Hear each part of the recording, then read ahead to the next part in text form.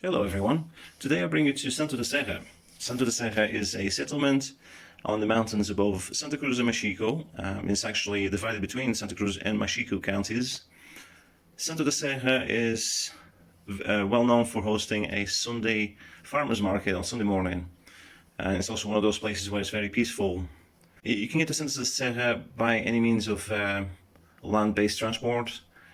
If you have your own car, there's a couple of bus companies that have regular buses up to Santo da Serra.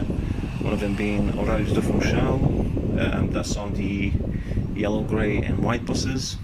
And the other one is SAM buses, the green and white buses.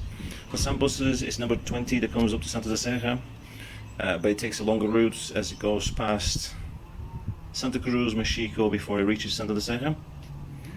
And Horários is bus number 77, which will take you past Camacha and then into Santo da Serra in less than an hour. As in most of my videos, I won't be speaking throughout the clip because I'd like you to have a more genuine experience of what it's like to be here on a weekday at lunchtime on a rather pleasantly warm sunny day.